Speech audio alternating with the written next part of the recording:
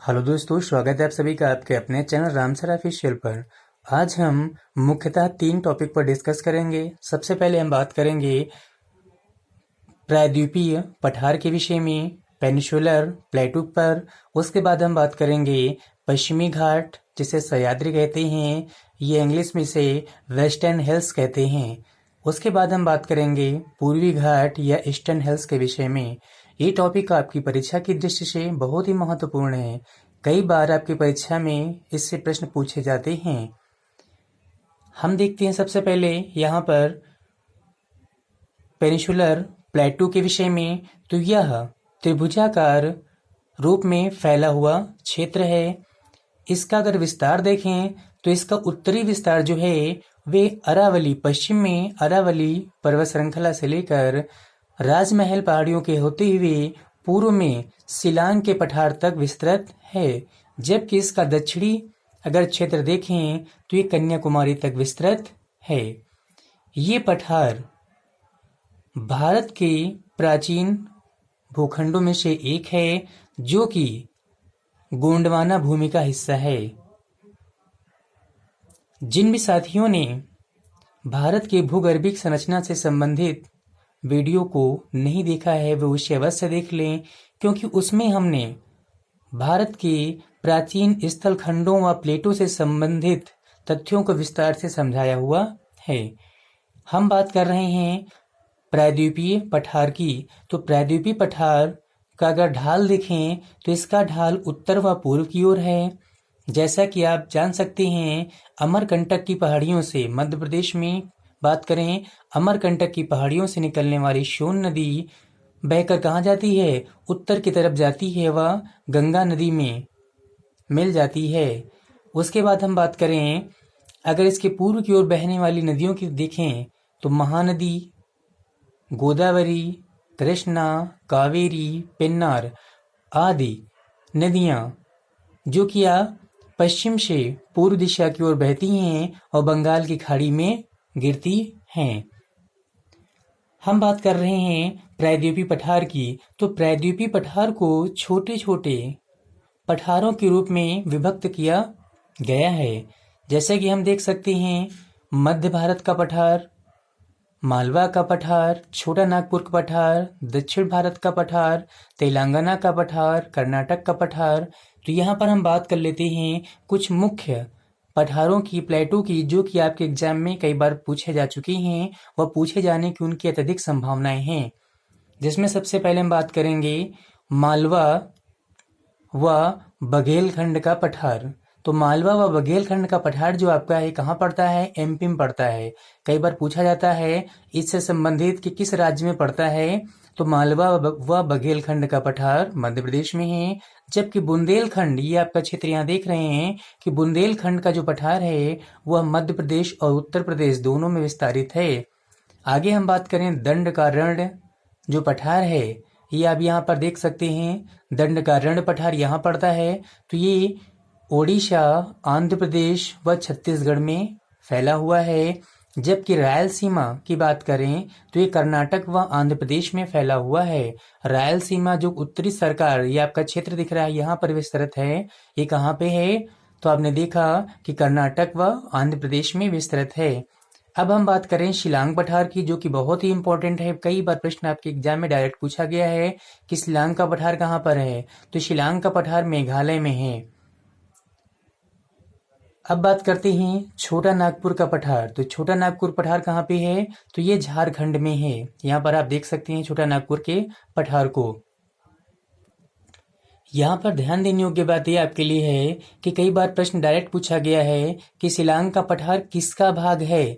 तो कई बच्चे कंफ्यूज होके आंसर दे देते हैं कि ये हिमालय पर्वत श्रृंखला का भाग है, चूंकि ये उसके अत्यधिक पास में दिखाई देता है। जबकि बीच में आप देखते हैं यहाँ पर गंगा का मैदानी क्षेत्र है, जिससे कि ये पहाड़ी क्षेत्र नहीं बल्कि मैदानी क्षेत्र दिखाई देता है, जो कि राजमहल व गारो गैप इसको कंप्लीट करता है, पूरित करता है। पर याद रखना कि जो आपका शिलांग का पठार है किसका भाग है?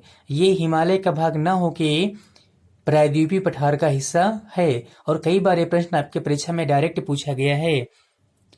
अब यहीं पर प्रश्न बनता है कि शिलांग के पठार को प्रायद्वीपीय पठार से पृथक कौन करता है।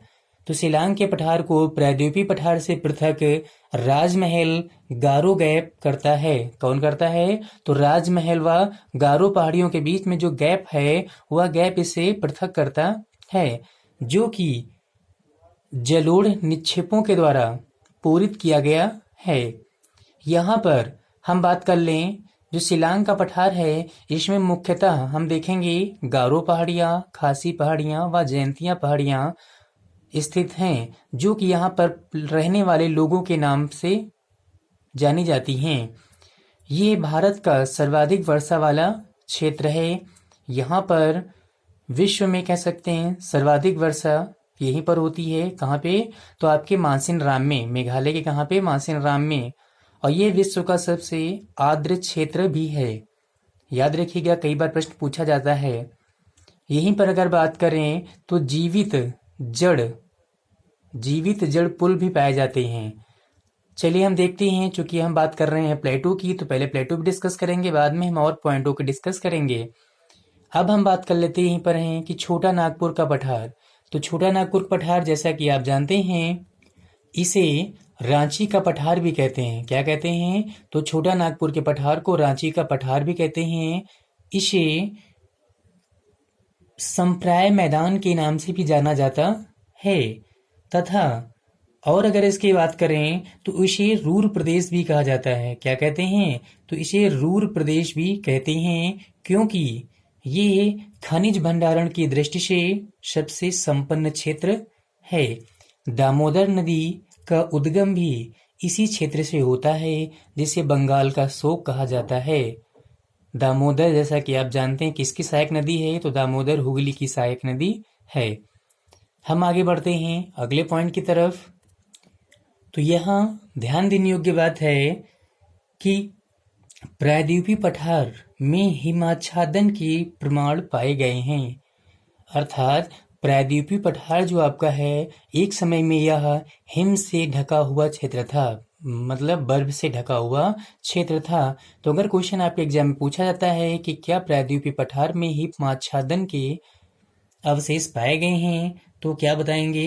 यस, हाँ, कि हिमाच्छादन के प्रमाण यहाँ पर पाए गए हैं।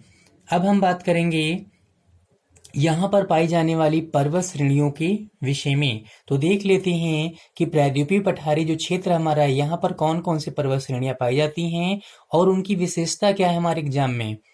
तो अब बात करते हैं, यहाँ पर हैं सबसे पहले अरावली पर्वत श्रेणी की बात करें तो अरावली पर्वत श्रेणी जो कि प्री कैम्ब्रियन काल की चट्टानों से निर्मित है। ये धारवाड़ काल की चट्टानों के समय में वलित पर्वतमाला के रूप में निर्मित हुई थी। हम बात कर रहे हैं यहाँ पे, तो ये श्रेणी विश्व की प्राचीनतम वलित पर्वत श्रेणी है, जो कि अब अवशिष्ट हो गई है। इसका विस्तार गुजरात से दिल्ली तक है। कहाँ तक है? तो गुजरात से दिल्ली तक ये विस्तृत है। हम बात करें कि राष्ट्रपति भवन जो कि अरावली की ही एक चोटी, जिसका नाम आप जानते होंगे, रायसीना पर है। रायसीना हिल्स काफी इंपॉर्टेंट है, कई बार पूछी जा चुकी है कि रायसीना हिल्स पर राष्ट्रपति भवन का निर्माण हुआ है। अब हम बात करते हैं आगे, इसी श्रेणी में इसकी सबसे ऊंची चोटी अगर बात करें हम तो गुरु शिखर है, जो कि राजस्थान के माउंट आबू में स्थित है। यहीं पर दिलवाड़ा का प्रसिद्ध जैन मंदिर भी स्थित है। अरावली पर्वत श्रेणी सिंधु व सतलज के मैदान को गंगा के मैदान से पृथक करती है या अलग करती है। इसकी चौड़ाई की अगर बात करें तो इसकी चौड़ाई दक्षिण पश्चिम से, हम चाहेंगे कहाँ? उत्तर पूर्व की ओर, तो इसकी चौड़ाई दक्षिण पश्चिम से उत्तर पूर्व की ओर घटती जाती है। ये प्रश्न आपके एग्जाम में पूछा भी गया है कि अरावली पर्वत श्रेणी की चौड़ाई कहाँ पर अधिक है, दक्षिण पूर्व में या दक्षिण पश्चिम में या उत्तर पूर्व में। तो आप देख सकते हैं कहाँ पर है, दक्षिण पश्चिम में ये अधिक चौड़ा है, जबकि उत्तर पूर्व में ये सकरा है।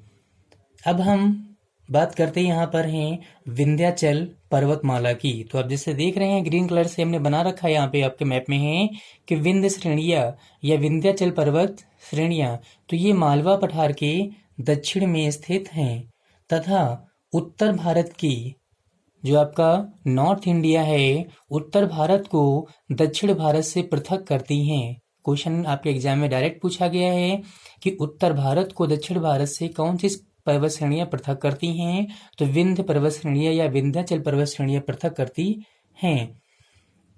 ये पश्चिम में भारनेर के पठार से कह सकती हैं या भारनेर से लेकर कैमूर व पूर्व में पारसनाथ की पहाड़ियां तक विस्तृत हैं, जो कि झारखंड में है। अब हम बात करते हैं आगे सतपुड़ा पर्वत के विषय में। तो सतपुड़ा जैसे आप जानते हैं पर्वत श्रेणी है जो कि एक ब्लैक पर्वत का उदाहरण है। इसके उत्तर में नर्मदा नदी व इसके दक्षिण में ताप्ती नदी बहती है। तो हम कह सकते हैं कि सतपुड़ा के उत्तर में नर्मदा घाटी व दक्षिण में ताप्ती घाटी स्थित है। ये पश्चिम में राजपीपला से होते हुए महादेव के बाद मैकाल श्रेणियों से होते हुए छोटा नागपुर के पठार के पश्चिमी सीमा तक विस्तारित है। इसकी सबसे ऊंची चोटी की अगर बात करें हम, तो सतपुड़ा श्रेणी की सबसे ऊंची चोटी महादेव पहाड़ी में स्थित, कहाँ पर? महादेव पहाड़ी में स्थित पंचमणि के निकट धूपगढ़ है। कई बार डायरेक्ट क्वेश्चन पूछा गया है कि सतपुड़ा श्रेणी की सबसे ऊंची चोटी कौन सी है, तो धूपगढ़ है। धूपगढ़ कहाँ पर स्थित है, तो धूपगढ़ आपकी महादेव पहाड़ी में स्थित है। जबकि अगर हम बात करें मैकाल श्रेणी की, तो मैकाल श्रेणी की सर्वोच्च चोटी या सबसे ऊंची चोटी अमरकंटक है। अमरकंटक जहां से सोन, नर्मदा व महानदी का उद्गम होता है, जिसमें आप जानते हैं सोन नदी उत्तर की ओर बहती है, गंगा मिल जाती है, और नर्मदा पश्चिम की ओर बहते हुए कहाँ जाती है, अरब सागर में गिर जाती जाके, जो कि खंबात की खाड़ी में गिरती है। खंबात खाड़ी किसका भाग है, अरब सागर का ही भाग है। जबकि हम देखें महानदी की, तो महानदी कहाँ गिरती जाके है, ये बंगाल की खाड़ी में गिरती है, जो कि छत्तीसगढ़ राज्य के सिंघवा से निकलती है। अब हम आगे देख लेते हैं इसी में पश्चिमी घाट की। तो पश्चिमी घाट जिसे हम क्या कहते हैं, सह्याद्री कहते हैं, इंग्लिश में से वेस्टर्न हिल्स कहा जाता है। ये उत्तर में ताप्ती के मुहाने से लेकर, ताप्ती जैसा मैंने अभी बताया है कि सतपुड़ा श्रेणी के दक्षिण में बहती हुई कहाँ जाती है, अभी अरब सागर में गिरती है। तो ताप्ती के मुहाने से लेकर कहाँ तक हम बात कर सकते हैं, कन्याकुमारी तक लगभग 1600 किलोमीटर के क्षेत्र में विस्तृत है।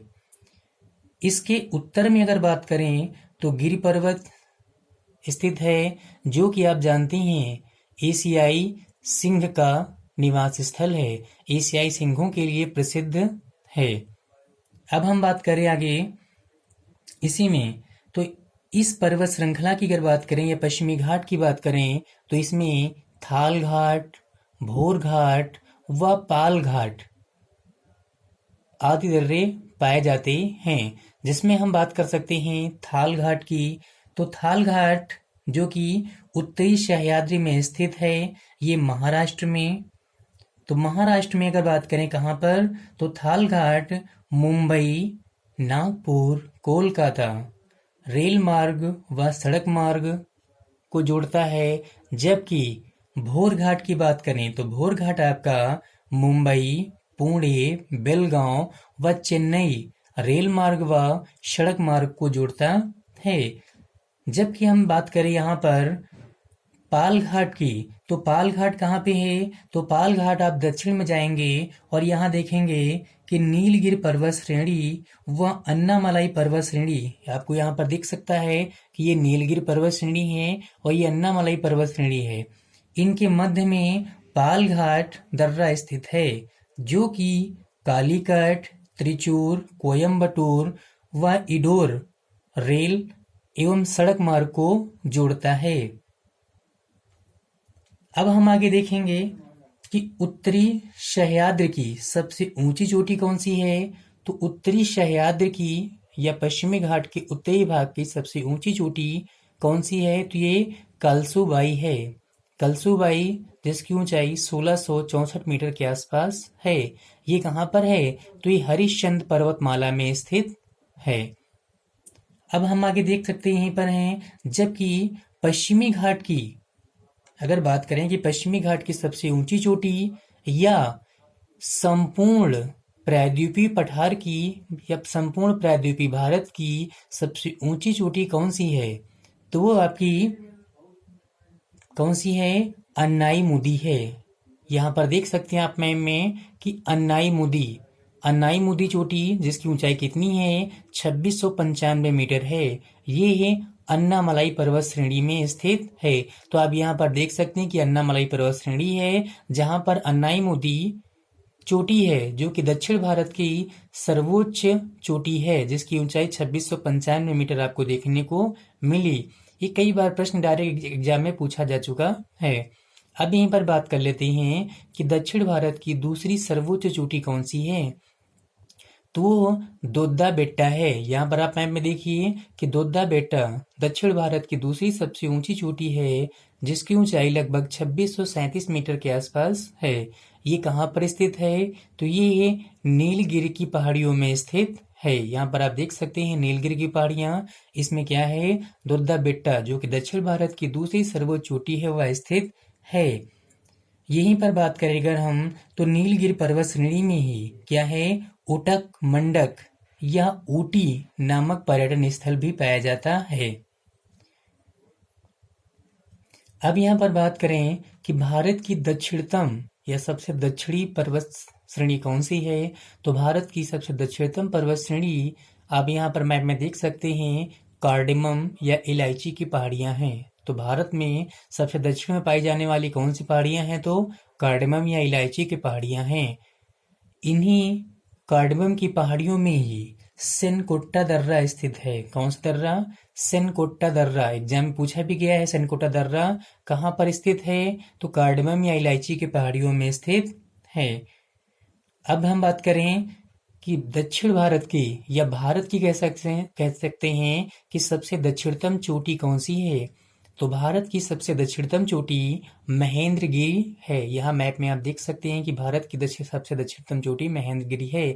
यहाँ पर ये ध्यान देने योग्य बात है कि महेंद्रगिरी आपको पूर्वी घाट में भी दिखाई देती है। जैसा कि आप यहाँ देख सकते हैं कि पूर्वी घाट में भी आपको महेंद्रगिरी पर्वत देखने को मिलता है। वैसे ही सबसे दक्षिण में आप देख सकते हैं कि महेंद्रगिरी चोटी आपको दिखाई देती है। अब बात करते यहीं पर हैं कोडाई कोनाल नामक प्रसिद्ध पर्यटन स्थल। कौन सा। कोडाई कोनाल नामक प्रसिद्ध पर्यटन स्थल जो है वह इसी पर्वत श्रृंखला में स्थित है जो कार्डेमम या इलायची की पहाड़ियां हैं यहीं पर स्थित है। एक नजर डाल लेते अब हैं किसके विषय में। तो पूर्वी घाट या ईस्टर्न हिल्स के विषय में। तो पूर्वी घाट जैसा कि आप जानते हैं पूर्वी घाट जो कि नदियों के द्वारा जगह जगह पर काट दिया गया है या पृथक कर दिया गया है, जिसमें आप जानते हैं महानदी गोदावरी कृष्णा कावेरी आदि नदियों ने इसे जगह जगह पर कट कर दिया है या डेल्टा को जमा कर दिया, अवसाद को जमा कर दिया है, जिससे कि यह छिप गया है या बंद हो गया है। तो अब बात करते हैं हम यहाँ पर किसके विषय में, पूर्वी घाट के विषय में। तो पूर्वी घाट को हम 3 भागों में बांट सकते हैं।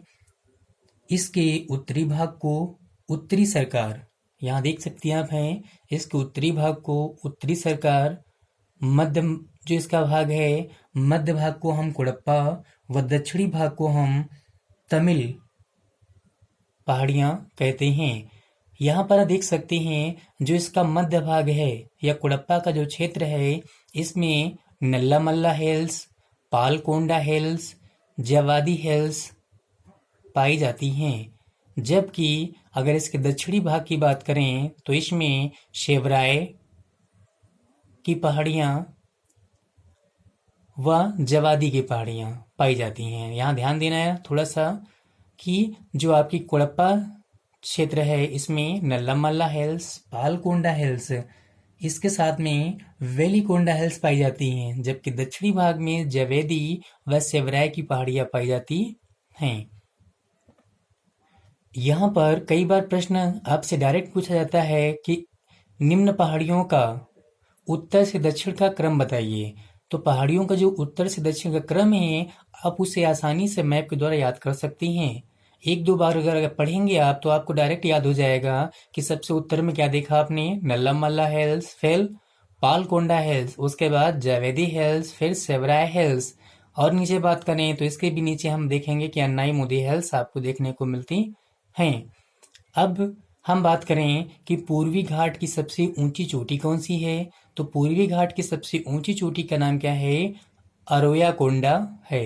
अरोयाकोंडा जो है ये पूर्वी घाट की सबसे ऊंची चोटी है आपकी, जबकि महेंद्रगिरी भी यहीं पर आपको देखने को मिलती है, पर यह पूर्वी घाट की सबसे ऊंची चोटी नहीं है, इसे ध्यान रखिएगा। जबकि कई बुक्स में ऐसा लिखा हुआ है कि महेंद्रगिरी पूर्वी घाट की सबसे ऊंची चोटी है, जो कि सही नहीं है। आज की क्लास में बस इतना ही।